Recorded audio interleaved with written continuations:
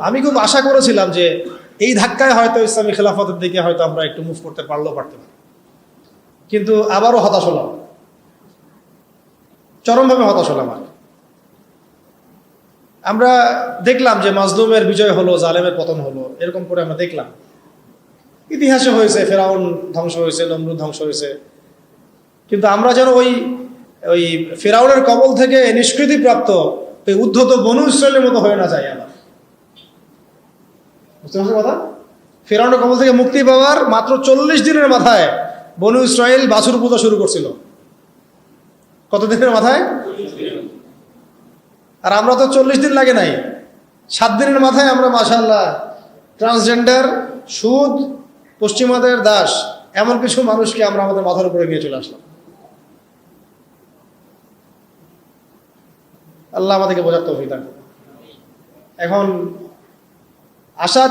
আমরা আশা করছিলাম যে এই মুভমেন্টগুলোর মধ্য দিয়ে হয়তোবা, যেহেতু এখানে ওলামা একরামরা সম্পৃক্ত ছিলেন, বড় বড় সংগঠনগুলো সক্রিয় অংশগ্রহণ করেছেন, কেউ বলেছেন, কেউ লিখেছেন ইত্যাদি, এবং ছাত্র জনতা সবাই আমভাবে ছিলেন, যে হয়তোবা তাদেরকে বোঝানো যাবে যে ইসলামিক বিষয়গুলো বাস্তবায়ন করা এটাই মুখ্যম সময়।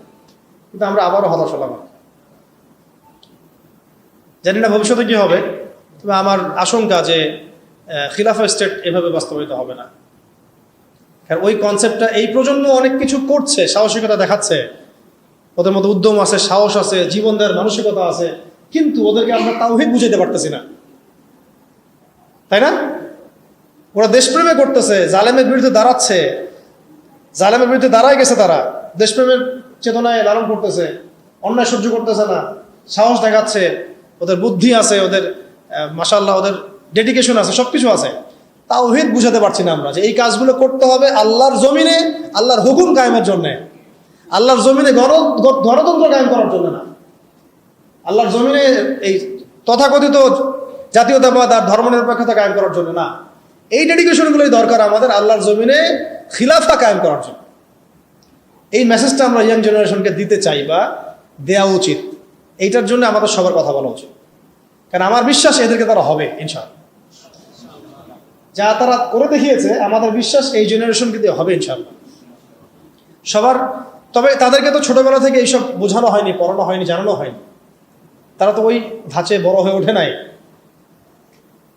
একটা হাদিস মনে রাখবেন, তাহলে আপনাদেরকে এটা বুঝতে সুবিধা হবে। একজন ব্যক্তি এসে জিজ্ঞাসা করেছিলেন, এই হাদিসটা দিয়ে দিই অনলাইন, যে ইয়া রাসূলুল্লাহ সাল্লাল্লাহু আলাইহি ওয়াসাল্লাম, কে শহীদ, কে? একজন বলছেন, ইয়া রাসূলুল্লাহ, একজন ব্যক্তি যুদ্ধে গিয়েছে জাতির জন্য, একজন গিয়েছে বীরত্ব প্রদর্শনের জন্য, একজন গিয়েছে বাহবা পাওয়ার জন্য, কে শহীদ? নবীজি বলছেন এক বাক্যে, মান কাতালা লিতাকুনা কালিমাতুল্লাহি হিয়াল উলিয়া ফাহুয়া ফি সাবিলিল্লাহ। যে ব্যক্তি শুধুমাত্র আল্লাহর জমিনে আল্লাহর কালিমার পতাকা সমুন্নত করার জন্য যুদ্ধে গিয়েছে, শহীদ হয়েছে, ওইটাই আল্লাহর রাস্তা, ওইটাই শহীদ। এটা শহীদের সবচেয়ে বড় স্তর। হ্যাঁ, অবশ্যই মাজলুম যারা জালেমের বিরুদ্ধে দাঁড়িয়েছে, তারাও ইনশাআল্লাহ শহীদ, ইনশাআল্লাহ তারাও শাহাদাতের মর্যাদা পাবে ইনশাআল্লাহ। নবীজি এই হাদিসের মধ্যে এইভাবে বলেছেন, মান কাতালা লিতাকুনা কালিমাতুল্লাহি হিয়াল উলিয়া ফাহুয়া ফি সাবিলিল্লাহ। যে ব্যক্তি আল্লাহর জমিনে আল্লাহ পাকের পতাকাটা, মানে কি পতাকা বলতে এখানে কি বোঝাচ্ছে? শরিয়া, আল্লাহর দ্বীন, খিলাফা, এটা কায়েম করার জন্য জিহাদ করে, যুদ্ধ করে, অতঃপর শহীদ হয়, এটা হলো আল্লাহর রাস্তায়। অবশ্যই যে কোনো জালেমের বিরুদ্ধে দাঁড়িয়ে যদি শহীদ হয়, সে শহীদ হবে। অত্যাচারী শাসকের সামনে দাঁড়িয়ে যদি হক কথা বলে, তাকে যদি হত্যা করে ফেলে, সেও শহীদ হবে ইনশাআল্লাহ। অনেক স্তর আছে, এটা সর্বোচ্চ স্তর। আর সাহাবীরা কিন্তু এই চেতনাতেই যুদ্ধে গিয়েছেন। সাহাবীরা কি ভাষার জন্য যুদ্ধে গিয়েছিলেন? সাহাবীরা কি মানে কি বলবো, দুনিয়াবি কোনো স্বার্থে যুদ্ধে গিয়েছেন, জিহাদে গিয়েছেন? তারা শুধু আল্লাহর দ্বীন কায়েমের জন্য জিহাদে গিয়েছে। অন্য কোনো স্বার্থ ছিল? এমনকি তাদেরকে এই স্বার্থও ছিল যে যুদ্ধে জয় হলে আমি গনিমত পাবো অনেক। হ্যাঁ, এই নিয়ে ছিল, যুদ্ধ জয় হলে আমি অনেক গনিমত পাবো, সম্পত্তি হবে, আমাকে সবাই বীর বলবে, ইত্যাদি ইত্যাদি। এরকম কোনো একটাই লক্ষ্য উদ্দেশ্য নিয়ে তারা ঝাঁপিয়ে পড়েছেন, সেটা হচ্ছে আল্লাহর জমিনে আল্লাহর তাওহীদ, লা ইলাহা ইল্লাল্লাহ, এই কালিমা যেন প্রতিষ্ঠিত হয়। আল্লাহর কালিমা প্রতিষ্ঠা হওয়া মানে আল্লাহ পাকের শাসন, আল্লাহ পাকের বিধান, খেলাফা, এটা যেন বাস্তবায়ন হয়ে যায়। মানে এক কথায়, আমার কথা এক কথা, জমিন আল্লাহর, হুকুম চলবে আল্লাহ। সহজ কথা শেষ। এই জমিন কার? আল্লাহর জমিন, বিধান চলবে কার? আল্লাহর। আল্লাহর জমিন, শাসন চলবে কার? এখানে শাসক হচ্ছে আল্লাহর প্রতিনিধি, শাসক জনগণের কাছে মুখাপেক্ষী না। এখানে শাসক কার প্রতিনিধি? আল্লাহর প্রতিনিধি। আল্লাহকে রাজি খুশি করার জন্য সে জনগণকে ভালো রাখবে। জনগণের কাছে বাহবা পাওয়ার আশায় না, যে আমি আপনাদের জন্য এটা এটা করতেছি, আপনারা আমাকে ভালো বলবেন, এই নিয়েতেও না, বরং আল্লাহ তুমি দেখো আমি তোমার দেওয়া দায়িত্ব পালন করতেছি। কেন ওমর রাদিয়াল্লাহু আনহু রাতের অন্ধকারে ঘুরে বেড়াতেন আর মানুষের দুঃখ দুর্দশা দেখতেন? কেন তিনি দেখলেন যে একটা চুলার মধ্যে এক মা রান্না করতেছেন, খাবার নাই, নিজে গিয়ে বাইতুল মাল থেকে নিজের কাঁধে করে নিয়ে এসে তিনি তাদেরকে দিলেন? কি উদ্দেশ্যে? ওই মায়ের কাছে কোনো বাহবা পাওয়ার উদ্দেশ্যে? ওই বাচ্চাদের কাছে কোনো বাহবা পাবেন এই উদ্দেশ্যে? ভালো বলবেন এই উদ্দেশ্যে? দুনিয়াবি কোনো স্বার্থে? কোশ্চিন কালেও না। শুধু এক আল্লাহকে খুশি করার জন্য এবং তার ভয়ে যে আমার আন্ডারে যদি কোনো ব্যক্তি জুলুমের শিকার হয় তাহলে তো আল্লাহ পাক আমাকে ধরতে পারে, আর আমি যদি তার এই দুঃখ দুর্দশা দূর করে দেই, আল্লাহ পাক আমার দুঃখ দূর করে দিবে, সন্তুষ্ট হবে। এখানে একটা মারাত্মক পয়েন্ট আছে যেটা আমরা মিস করতেছি। তরুণ ভাইদেরকে বলবো, নিয়াত ঠিক করে নাই। আপনি কোন নিয়াতে এবং কি উদ্দেশ্যে লড়াই করছেন এবং সংগ্রাম করছেন? অবশ্যই জালেমের বিরুদ্ধে দাঁড়িয়ে যাওয়াটা অনেক বড় একটা সওয়াবের কাজ এবং এটা বিশাল মর্তবা, কিন্তু কাজ এখানে শেষ নয়। কাজ শেষ হবে কখন? যখন আল্লাহ পাকের জমিনে আমরা আল্লাহর খেলাফত বাস্তবায়ন করতে পারবো। আমার কথা কি বুঝতে পারতেছেন আপনারা? তাই আমরা এই সচেতনতা তৈরি করব এবং তরুণ ভাইদেরকে বুঝাবো, তাদের পর্যন্ত বার্তা পৌঁছানোর চেষ্টা করব। এরপর যদি তারা না বুঝে আবার ঘুরে ফিরে সেই পশ্চিমাদের ট্র্যাপে পড়ে যায়, তাহলে আফসোস করা ছাড়া আমাদের কিছু করার নেই। তখন আল্লাহি তখন এই হাজার হাজার শহীদের রক্তের সাথে গাদ্দারি হয়ে যাবে, হবে না? তখন আল্লাহি, আল্লাহর কসম, এই হাজার শহীদের সাথে গাদ্দারি হয়ে যাবে। তারা তো পশ্চিমাদের সেবাদাস হওয়ার জন্য রক্ত দেয় নাই। আমাদের ভাইরা যারা জীবন দিল কয়েকদিন আগে আপনারা দেখলেন, তারা কি পশ্চিমা কোনো গোষ্ঠীর দাস হওয়ার জন্য রক্ত দিয়েছে? তারা স্বাধীনতা চেয়েছে। স্বাধীনতা মানে কি? আমি বুক ফুলায় সিংহের মতো চলবো আমার দেশে এবং আল্লাহর পাকের ইবাদত করব, কেউ আমাকে কিছু বলবে না, অমুসলিমরা নিরাপদে থাকবে, আমরা ওদের কোনো ক্ষতি করবো না, এবং আমরা আল্লাহ পাকের জমিনে আল্লাহ পাকের বিধানগুলো বাস্তবায়ন করব, ওই আলোকে আমরা দেশ শাসন করবো। এটা উদ্দেশ্য না? এই উদ্দেশ্য যদি বাস্তবায়িত না হয় তাহলে আমরা তাদের সাথে অনেক বড় গাদ্দারি করে ফেলবো।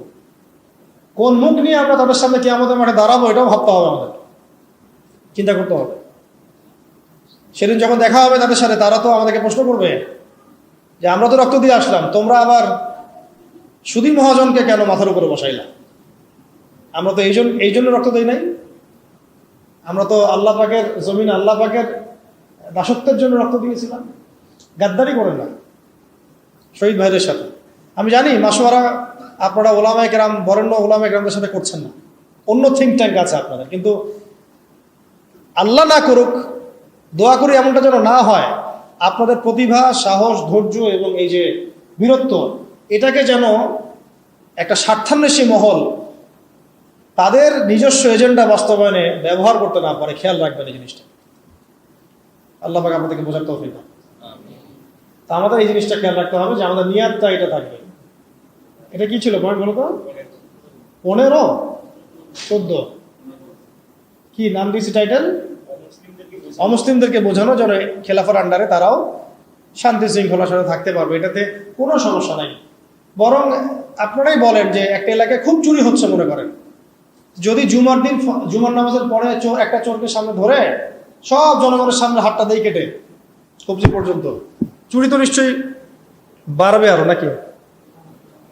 চুরি কি তখন বাড়বে সমাজে না কমবে? এই যে চুরি করলে যে চোরের হাত কাটতে হয়, বলেন তো আমাদের দেশের কত পার্সেন্ট মুসলিম এই আকীদাটা পোষণ করে? বা যারা এখন মানে আমাদের উপরে নিচে ডানে বামে আছে, তারাও কি মনে করে যে এটা একটা ইসলামী শরিয়া, এটা করা উচিত? বরং বেশিরভাগই মনে করে এটা তো একটা মৌলবাদী বিষয় হয়ে যাবে, পশ্চিমারা আবার আমাদেরকে তেড়ে আসবে ইত্যাদি ইত্যাদি, তাই না? বলবো যে এটা তো কি ফান্ডামেন্টাল রাষ্ট্র হয়ে গেছে। ওরা তো কখনোই চাইবে না একটা রাষ্ট্র খিলাফা কায়েম হোক, তারা চাবে মডারেট ইসলাম যেন প্রতিষ্ঠিত হয়। মডারেট ইসলাম মানে কি? যেটা পশ্চিমাদের স্বার্থ রক্ষা করবে, আবার এদিকে নামাজ রোজাও করবে। পশ্চিমাদের স্বার্থ রক্ষা করবে, আবার নামাজ রোজা হজ জাকাতও চলে থাকবে। এই ইসলাম তারা পছন্দ করে, এই ধরনের আলেমদেরকে তারা পছন্দ করে, এই ধরনের ইসলামিক সেলিব্রিটিকে তারা পছন্দ করে, ব্যক্তিত্বকে পছন্দ করে। আর আমরা যখনই বলবো যে না, আমরা ওদের সেবা দাস হবো না, আল্লাহ পাকের জমিনে আল্লাহ পাকের শরিয়া বাস্তবায়ন করতে হবে, খেলাফা, তখন আমাদেরকে এরা বলবে এরা পাহাড়ি মোল্লা। এরা কারা? আরে তোমরা তো সাক্ষী আছো, ওই পাহাড়ি মোল্লারা যখন রাষ্ট্র ক্ষমতায় গিয়েছে ওরা সিংহের মতো গেছে, পশ্চিমাদের সেবা দাস হয়ে যায় নাই। ওরা সিংহের মতোই ছিল, সিংহের মতোই যুদ্ধ করছে, সিংহের মতোই শাসন ক্ষমতাও পাইছে। ওদেরকে কারোর সাথে নিগোশিয়েট করতে হয় নাই যে আমাদেরকে একটা আলেম কোঠা দাও, রাষ্ট্র চালাই। তুমি আমাকে কোঠা দেওয়ার কে? বরং ওলামাই কেরাম বা মুজাহিদ ভাইরা তারা সিদ্ধান্ত নিবে যে কারা থাকবে প্যানেলে, কারা থাকবে না। তুমি সিদ্ধান্ত দেওয়ার পশ্চিমারা কে? সিদ্ধান্ত দেওয়ার পশ্চিমারা কে? আপনি লড়ছেন, স্বাধীন আপনি করছেন, সংগ্রাম আপনার, সিদ্ধান্ত ওরা দেওয়ার কে? এই জিনিসগুলো আমরা বুঝতে পারতেছি না আর কি। তো এই আমাদের জেনারেশনকে এটা জানানো বোঝানো যে ইসলামিক লজ যেগুলো আছে, হাত কাটা, রজম, এই জিনার শাস্তি, চুরির শাস্তি, মদের শাস্তি, তারপরে যে ব্যভিচারের শাস্তি, ধর্ষণের শাস্তি, বা এই যে একজনকে হত্যা করে ফেললো নিরীহ মানুষ মাজলুম, তার কেসাস, এই হুদুদ কেসাস, এগুলো বোঝানো, শব্দগুলো পরিচিত করা দরকার। তাগুত, হুদুদ, কিসাস, শরিয়া, ইমারা, খেলাফা, শব্দগুলা কি করা দরকার? পরিচিত করা দরকার। মানুষ তো জানেই না শব্দগুলা, বুঝতেই পারতেছে না শব্দগুলা। এখন আমি একা বা 10-20 জন মানুষ বললে কি সবাই জানবে? সবাইকে বলতে হবে, সবাইকে বলতে হবে, কথা নেই, এগুলো নিয়ে সবাইকে কথা বলতে হবে। হয়তোবা আগামীকালকে খেলাফত কায়েম হবে না, কিন্তু আমরা যদি এই মেহনতটা চালু করে মানুষকে এই খেলাফার ফজিলত বুঝাতে পারি এবং এটা না থাকার কুফল বুঝাতে পারি, কে জানে 20 বছর পর হয়তো হবে ইনশাআল্লাহ। 15 বছর 16 বছরের একটা সিলসিলা 15 সেকেন্ডের মধ্যে চলে যায় নাই, 15 দিনের মধ্যে চলে যায় নাই, উঠে যায় নাই। এই তো কয়দিন আগে কি মনে হচ্ছিল, এখন মানুষ কি মনে করতেছে? কি আকাশ আসমান জমির পার্থক্য!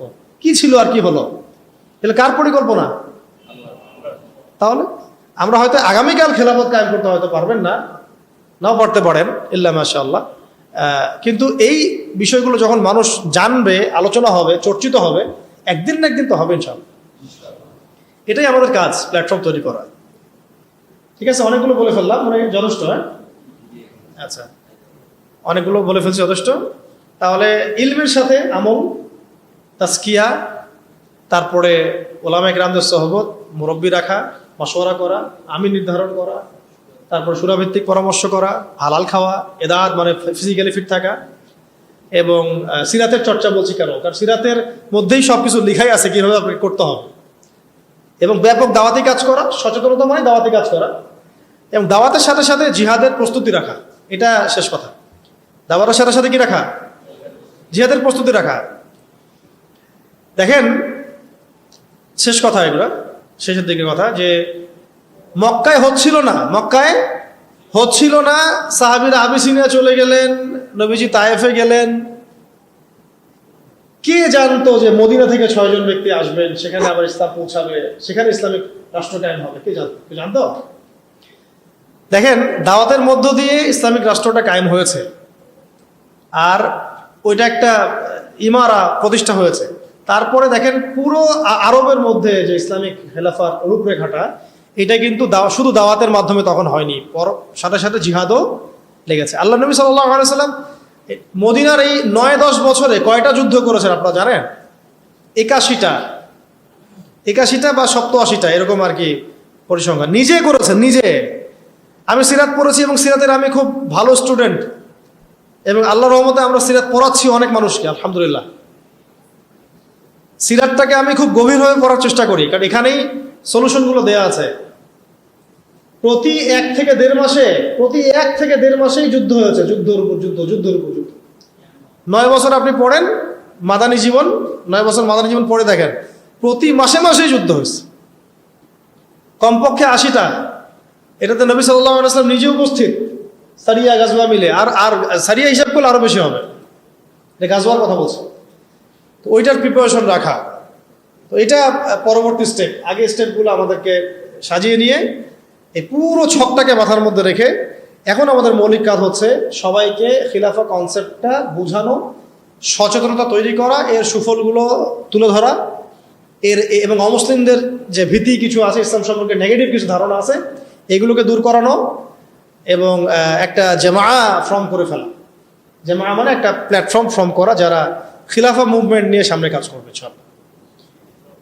এবং এটা অবশ্যই মুরব্বীদের পরামর্শে সুরাভিত্তিক, এবং যারা যারা যারা এখানে নিজেকে নিজে জানমাল উৎসর্গ করার জন্য প্রস্তুত থাকবেন তাদেরকে অবশ্যই জ্ঞানী হতে হবে, আমলদার হতে হবে, তাসকিয়া অর্জন করবেন এবং ধৈর্য ধরবেন। কি করবেন?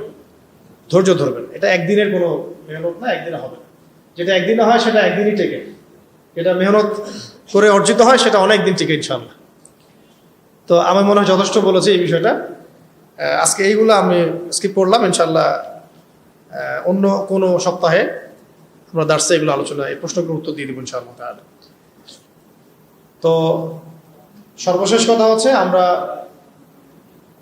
আজকের আলোচনা যা শিখলাম, দ্বীনের ব্যাখ্যা, ইসলামের ব্যাখ্যা, ইসলামের রাজনৈতিক দর্শন, খিলাফা কনসেপ্ট, এর উপকারিতা, কিভাবে প্রতিষ্ঠা করব, রূপরেখা কেমন হবে, এগুলো নিয়ে কিছুটা আলোচনা করার প্রয়াস আজকে আমরা পেয়েছি। সব আলোচনা হয়তো আসে নাই, আরও একদিন আসবেও না, আরও সেশন লাগবে ইনশাআল্লাহ। ঠিক আছে? আল্লাহ পাক আমরা সবাইকে আল্লাহ পাকের জমিনে আল্লাহর দ্বীন প্রতিষ্ঠা করার তৌফিক দান করুন। জমিন আল্লাহর শাসন চলবে, জমিন আল্লাহর বিধান চলবে, এই কনসেপ্টের নামই ইসলামী খেলাফা। সহজ কথা, সহজ কথা এটা যে আল্লাহর জমিন শাসন চলবে আল্লাহর জমিন বিধান চলবে আল্লাহর। আমরা এখানে আল্লাহর প্রতিনিধি মাত্র, আমরা আল্লাহ পাকের খলিফা। খলিফার ফাংশনই হচ্ছে খিলাফা কায়েম করা। আর খিলাফা হচ্ছে ইসলামের রাজনৈতিক দর্শন। এর বাইরে যা আছে এগুলো সব কিছুই বাতিল। সাময়িক কিছু উপকারিতা দিতে পারে, সাময়িক উপকারিতা কিছু দিতে পারে, কিন্তু এটা কখনোই মুসলিমদের স্বাধীনতা অর্জনের একমাত্র মাপকাঠি বা মানদণ্ড কখনোই হতে পারে না। আর এটাকে যারা স্বাধীনতা মনে করে, এরা দিনে দুপুরে জেগে জেগে স্বপ্ন দেখতেছে। আল্লাহ পাক এই ঘোরটা কাটায় দেন, আমিন।